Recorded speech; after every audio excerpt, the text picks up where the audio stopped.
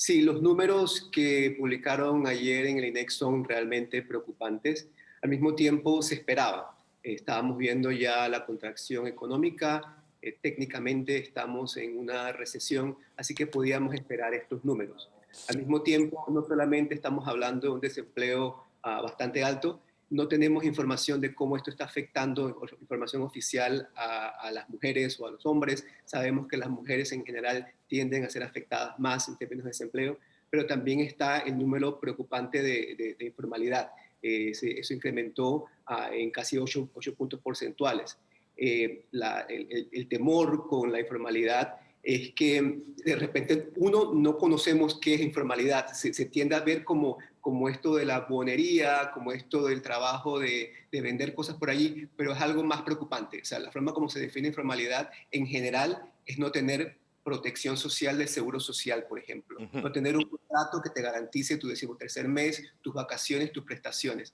De hecho, a nivel internacional y a nivel académico no se habla de trabajo informal, se habla de trabajo decente, trabajo bien remunerado. Sabemos en Panamá, por ejemplo, que un hombre que entra a la informalidad puede perder hasta 33% de su salario. Y para las mujeres esto es peor, pueden perder hasta el 62% de su salario. O Sí. sea que al 2021 estamos hablando de que va a haber menos ingresos si se incrementa esa informalidad para hombres y para mujeres, para las familias, para hacer pagos básicos a las escuelas, a la salud.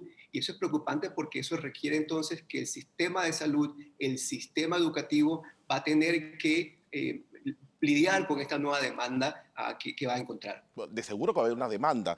Mire lo que dice la nota del INEC, que me llamó la atención. Dice, en agosto del año pasado, el número de desocupados, 146.111 personas.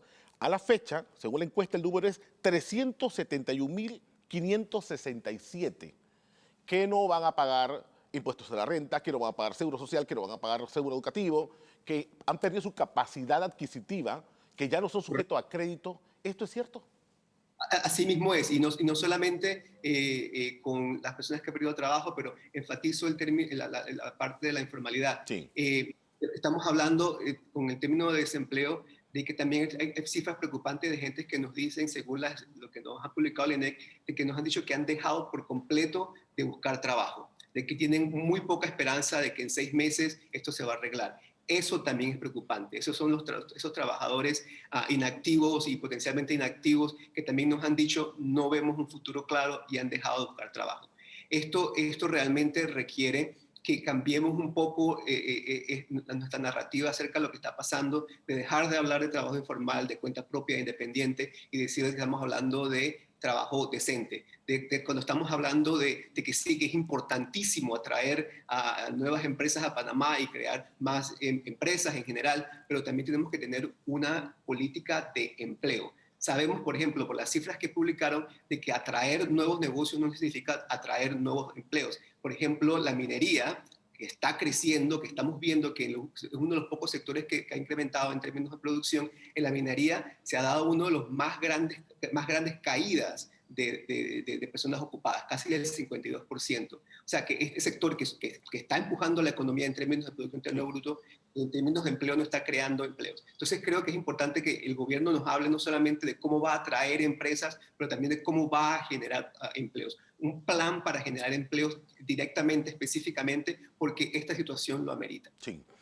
Interesante lo que nos dice, doctor Estanciola. O sea, el hecho de que yo traiga empresas aquí no significa de verdad que voy a generar empleos y buenos empleos.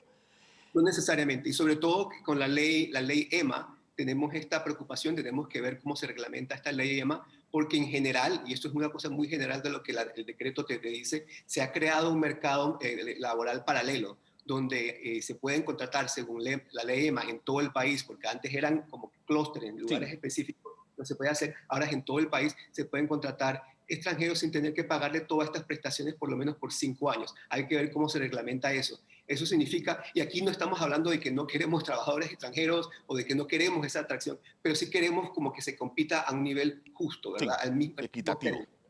Equitativo, exactamente. Entonces, si a un trabajador no le tienes que pagar ciertas prestaciones, tú vas a preferir ese trabajador. Entonces ya los trabajadores panameños que están sufriendo el desempleo, están sufriendo la informalidad, se encuentran entonces con esta competencia que hay que revisar. O sea Sí, que sí es una oportunidad traer negocios, intercambio de conocimientos importante, intercambio de capital, de tecnología, pero que los trabajadores tengan los mismos términos para competir es muy importante. sí. Esto es algo que realmente tenemos que estar revisando, que tenemos que estar pegándole el ojo durante el 2021 a ver cómo se implementa esa ley y cualquier otra ley que nos hable de atraer empresas y no nos diga exactamente cómo van a crear empleos. Yo creo que, Exactamente. por ejemplo, el presidente el 1 de julio habló, por ejemplo, de un plan muy interesante que está relacionado al aprender haciendo, que es un poco de casa-taller, de tener a los jóvenes trabajando en las comunidades, reparando casas. Esos proyectos son de realmente sacar a gente joven que también pues no se beneficia mucho en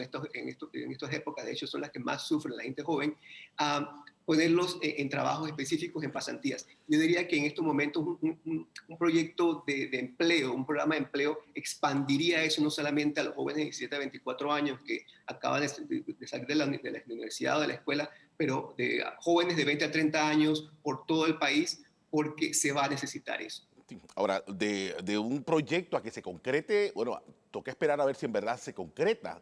La gente quiere saber ya no solo del papel en propuesta, sino ya en sí se concrete estos proyectos. Yo quiero preguntarle un tema rapidito, doctor, antes que el tiempo se agote. Usted habla de este porcentaje preocupante en cuanto al tema de desempleo, 18.5, que eso se traduce en personas que ya no van a cotizar a la caja y personas tampoco que ya no van a tener poder adquisitivo del sistema de educación particular. O sea, van a saturar el sistema público de educación. Pero usted también dice, la mujer, particularmente, las que por lo general son cabezas de familia, se va a ver mayormente afectada, Icar. ¿De qué forma? Explíquelo, por favor.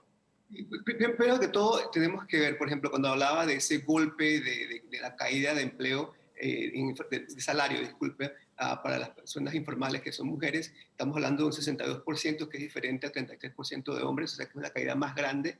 Esto se debe al tipo de trabajo informal, por ejemplo, que estas mujeres realizan en general, sí son las de ventas al por menor, pero también tiene que ver con una estructura ya mucho más pesada, que es una estructura que pone, según encuestas que nos ha dado el INEC, Ujú. a esta tradición que tenemos de que las mujeres tienden a quedarse en casa siendo parte de la economía de cuidados. En Panamá es muy importante para realmente pues, enfrentar este problema del desempleo, enfrentar este problema de la falta de productividad, tomarnos en serio la economía de cuidados. En otros países, en Europa, la economía de cuidados, que también allá es mayormente de mujeres, pues se valora y se paga, ¿verdad? En el sentido de que personas que están haciendo servicios de apoyo a personas mayores, a ancianos, a sus abuelos, a sus papás, se les da dinero para poder sobrevivir, para poder vivir bien. O Economía sea, de cuidado, dijo, ¿no?